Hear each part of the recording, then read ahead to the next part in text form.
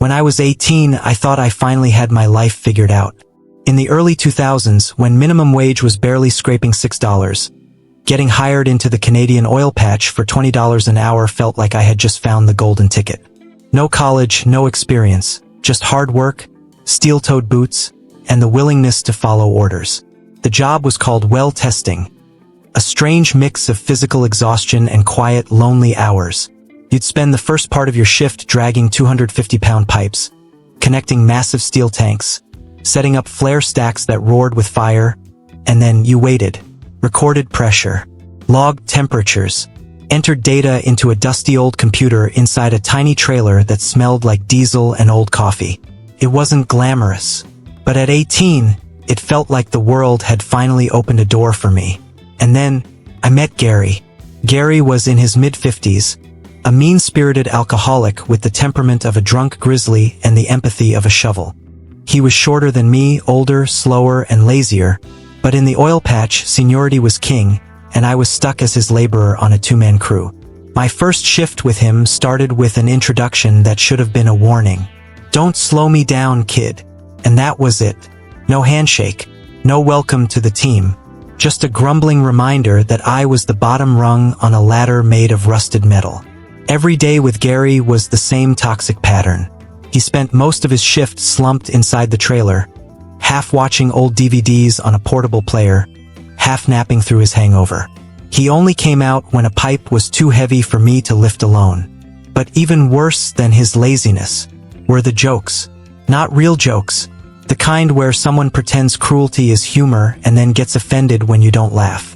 The first time I misread a pressure gauge, he muttered, "You stupid," or something. The second time I asked a question about the flare stack, he sighed, "Christ, kid, did your dad teach you nothing?" And like a fool, eager to be honest, I told him the truth, that my dad had only been in my life for a few years when I was young. Gary stored that information like ammunition. The very next mistake I made, he shot it back at me with a smirk. "No wonder your dad walked out. He saw you coming." I froze. For a moment, I thought he was joking. And then he laughed, that cruel snort laugh that sounds like someone choking on their own ego. "Relax, kid. It's a joke. If you can't take a joke, you won't last out here." I didn't say anything.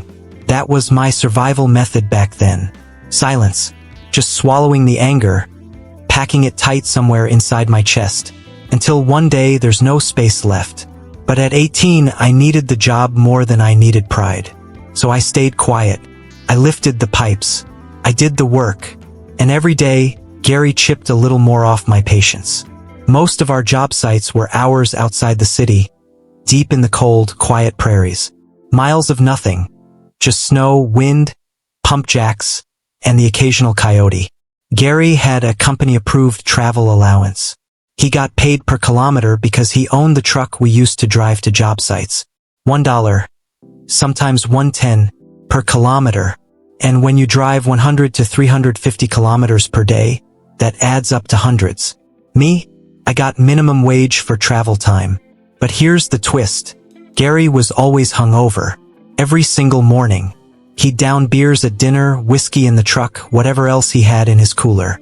By the time the sun rose, he looked like death and smelled like a recycling bin behind a bar. So he came up with a new arrangement. "You're driving, kid." And I, the sucker I was, agreed. Because what was the alternative? Let an intoxicated man steer a multi-ton truck in the middle of nowhere? So I drove.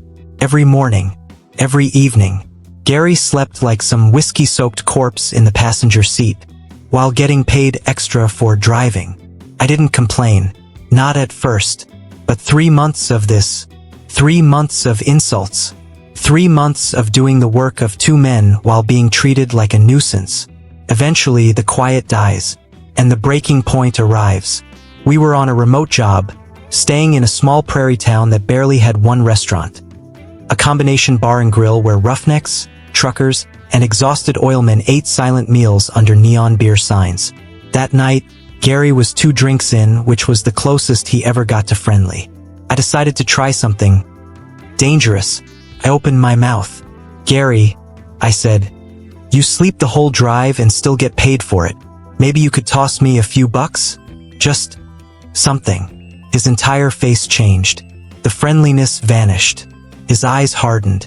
The alcohol wasn't mellow anymore, it was fuel. "You ungrateful little shit," he hissed. "You're lucky I let you drive. You think you deserve my money? You think you're worth something?" And then he went further, much further, dragging my father into it again, dragging my intelligence, my future, my worth. Somewhere between the words worthless and pathetic, the dam broke. My silence, my survival snapped. I walked out of that bar with tears of pure rage burning down my face. I didn't want revenge. Not yet. I just wanted out. But the universe, sometimes it hands you the perfect setup. The next morning, we were driving to site. Gary was in full travel coma. Mouth open, snoring, dead to the world. About 30 kilometers from the site, we saw a semi parked on a pullout. Engine running, driver outside, stretching his legs in the cold prairie air. And the thought came to me like lightning. Fast, perfect, terrifying. I pulled over. Gary didn't even twitch. I stepped out and approached the trucker. A big man, bearded, friendly face. The kind of guy who'd survived decades of highway winters. "Hey," I whispered. "You want to help me prank my coworker?" He took one look at my expression. The mixture of exhaustion, anger, and something darker, and he nodded. Without a word of doubt, we both got into position. I pulled Gary's truck up nose to nose with the massive Peterbilt. Two metal beasts facing each other. The trucker climbed into his cab. I climbed back into Gary's. And together, we sounded the horns. Not just once, but a long screaming blast that shook the cold morning air. The Peterbilt's air horn roared like thunder. I leaned on Gary's horn and screamed, "Gary, Gary, we're gonna die." The effect was instant. Gary shot upward so fast he dented the truck ceiling with his skull. He let out a scream, a real scream, primal and terrified. His eyes were wide, pupils blown, face purple, sweat bursting from his forehead. He thought he was seconds from death. He thought a semi was about to crush him. And then, the smell hit. He had soiled himself. Not metaphorically, literally. Fear does that to a man. The moment he realized it was a prank, everything changed. His face went from terror to rage. Volcanic, murderous rage. He choked on his own fury, unable to form complete threats. You little, I'll kill." I backed up, waved goodbye to the trucker, my temporary guardian angel, and drove off with Gary sputtering like a kettle left on high heat. That entire drive to site, 20 minutes of gravel roads and frozen prairie.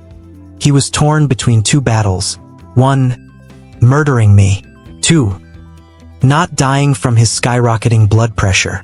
"Calm down," I told him sweetly. "Can't you take a joke?" That pushed him even further into the abyss. By the time we got to site, he kicked me out of the truck and screamed that I was fired.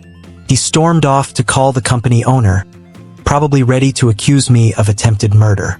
I sat on a steel pipe, lit a cigarette, and felt peace.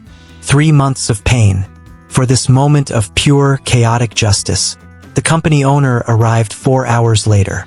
Gary had told a dramatic story in which I was apparently the devil incarnate. But when the owner picked me up and I calmly explained the reality, all the insults, all the abuse, the drinking, the sleeping, the travel pay scam, he laughed. Actually laughed. "Yeah, that sounds like Gary," he said. "I was moved to a different crew, one with better men, better attitudes, better everything." Gary stayed, with a dent in his truck ceiling, a ruined pair of pants, and a story he'd never dare repeat to anyone honestly. People say revenge is a dish best served cold. But out in the Canadian prairies, revenge is a dish served at 120 decibels, delivered by a Peterbilt air horn with perfect comedic timing. Gary never apologized. Men like him don't. But he never looked at me again either. And for the first time in my life, I learned something important. The quiet kid isn't weak. He's just storing energy. And when he snaps, you better be ready.